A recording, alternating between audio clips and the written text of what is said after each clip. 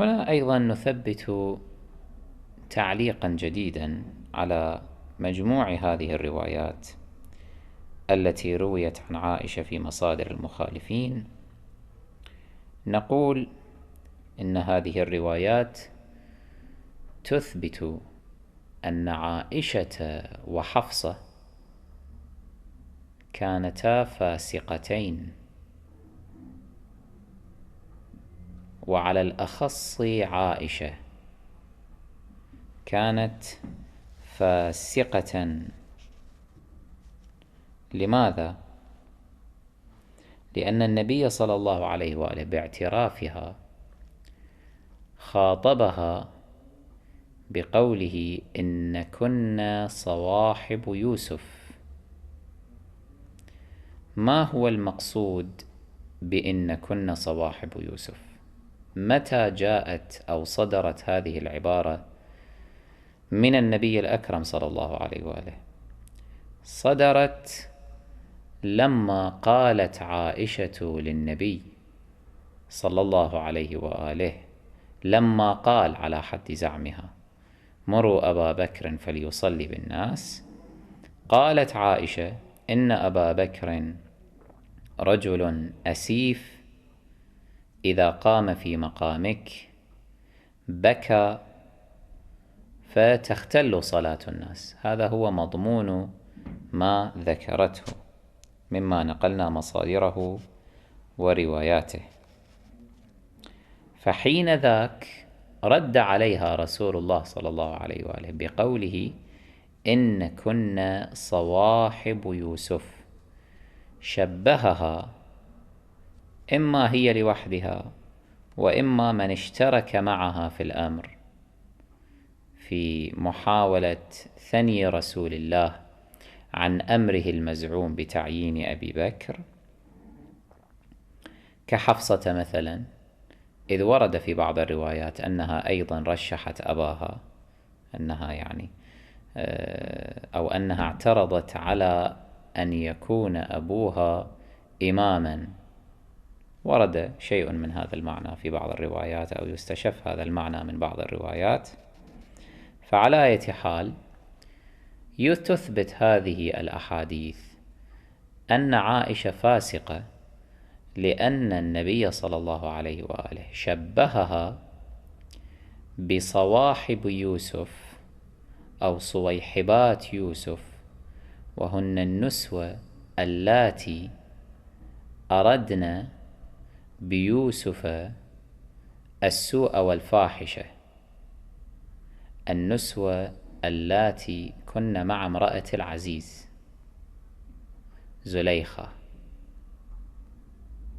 هكذا تلك النسوة باتفاق الخاص والعام كن فاسقات، يظهرن أمرا ويبطن أمرا آخر، يردن هذا الفتى الجميل وهو النبي يوسف عليه الصلاة والسلام بأي نحو من الأنحاء. تشبيه النبي الأكرم صلى الله عليه وآله عائشة بهؤلاء يعني أنها كانت تجري مجراهن، فكانت فاسقة. دعونا ننقل شرح أحد كبار علماء المخالفين لهذه الأحاديث، وشرحه بالتحديد للمقطع الذي ورد فيه أن النبي صلى الله عليه وآله قال إن كنا صواحب يوسف. يقول ابن حجر في كتابه الشهير فتح الباري في شرح صحيح البخاري في الجزء الثاني الصفحة 128، يقول: وصواحب جمع صاحبة، والمراد أنهن مثل صواحب يوسف في إظهار خلاف ما في الباطن. ثم إن هذا الخطاب وإن كان بلفظ الجمع فالمراد به واحد، وهي عائشة فقط، كما أن صواحب صيغة جمع والمراد زليخة فقط. هكذا يشرح ابن حجر العسقلاني هذه اللفظة الخطيرة التي صدرت من النبي الأكرم صلى الله عليه وآله، فيقول: صواحب جمع صاحبة، والمراد أنهن مثل صواحب يوسف. في أي جهة؟ يقول: من جهة أنهن يظهرن خلاف ما في الباطن، أي أن عائشة كانت تظهر خلاف ما في باطنها، فلما كانت تقول للنبي اعتراضا إن أبا بكر رجل أسيف، رجل رقيق سريع الدمعة، يخشع في الصلاة فلا يتمالك نفسه من البكاء، فلا تجعله يا رسول الله إماما، كانت تظهر أمرا عكس الذي تستبطنه، فهي تريد في باطنها أن يصبح أبوها إماما في الصلاة، لكنها في الظاهر وفي العلن تقول: لا أريد، لا تجعله.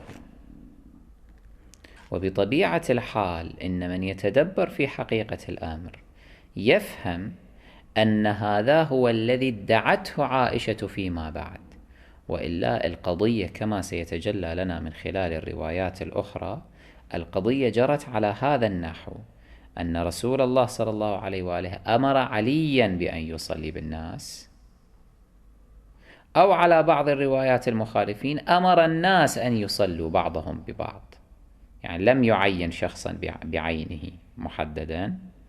فجاءت عائشة وزورت الأمر النبوي الشريف، ودعت بلالا وقالت له: قال رسول الله صلى الله عليه وآله: مروا أبا بكر فليصلي بالناس.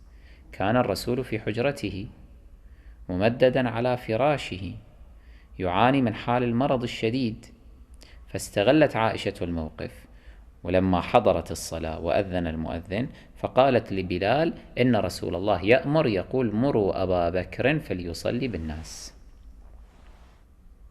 فجاء أبو بكر بعدما بلغه الأمر عن طريق بلال، ولما وقف في المحراب حتى يصلي بالناس سمع رسول الله صلى الله عليه وآله صوت تكبيرته، ورأى أنه رجل آخر غير علي صلوات الله عليه، أو على التقدير الآخر أنه رجل ليس بمرضي ليس بعادل حتى يؤم الناس، فاضطر صلوات الله عليه وآله أن يقوم بنفسه الشريفة وأن يتكئ على رجلين هما الفضل بن العباس أو العباس على اختلاف الروايات، وعلي بن أبي طالب صلوات الله عليهما من الجهة الأخرى، حتى يأتي ويعزل أبا بكر عن هذه الإمامة. لما مضى الزمان على هذه الحادثة والناس علمت بالأمر هكذا، جاءت عائشة وروت القضية بشيء من التحريف والتلاعب، فحتى تبعد التهمة عن نفسها أنها هي التي عينت أباها بتزوير أمر رسول الله صلى الله عليه وآله والكذب عليه، إذ قالت إنه قال: مروا أبا بكر يصلي بالناس، والحال أنه لم يقل. حتى تبعد التهمة عن نفسها روت الحادثة على هذا الشكل، أن الرسول قال ذلك، لكنني كنت قد اعترضت عليه أيضا، قلت إن أبا بكر رجل أسيف، رجل رقيق سريع الدمعة، لا تجعله إماما. هكذا تريد أن تبين للناس أنها لم تكن راغبة في أبيها، حتى لا يتهمونها بأنها هي التي عينته بهذا التلاعب وهذا التزوير والكذب. فنحن نسلم جدلا بالذي ذكرته عائشة، فنقول إن شرح ابن حجر للروايات، إن شرح ابن حجر للروايات لهذه الأحاديث التي رويت في البخاري وغيره يثبت أن عائشة كانت منافقة فاسقة، لأنها كانت تظهر عكس ما تبطن. هذا على فرض التسليم بأن الحادثة جرت على النحو الذي روته عائشة. فمن هذا الباب نقول إن ابن حجر قال: والمراد أنهن مثل صواحب يوسف في إظهار خلاف ما في الباطن. تظهر عائشة أنها معترضة على إمامة أبيها، وباطنها فيه أنها راغبة متلهفة على أن يغدو أبوها إماما في تلك الصلاة، فقد أظهرت عكس ما أبطنت. وهذه صفة من بالله عليكم؟ ليست سوى صفة المخالفين، عفوا صفة المنافقين. المنافق من هو؟ هو الذي يظهر عكس ما يبطن، يظهر الإيمان لكنه يبطن الكفر. فإذا عائشة هنا بإقرار ابن حجر وإجراء الله تعالى الحق على لسانه ويده إذ كتب هذا التحليل والشرح الخطير للحديث، تكون منافقة بنص رسول الله صلى الله عليه وآله، إذ شبهها بصواحب يوسف، وفاسقة أيضا لأن صواحب يوسف كن فاسقات. ويؤكد ابن حجر أن هذا الخطاب النبوي، أعني قوله صلى الله عليه وآله إن كن صواحب يوسف، لم يخاطب به سوى فرد واحد وهو عائشة لا غيرها.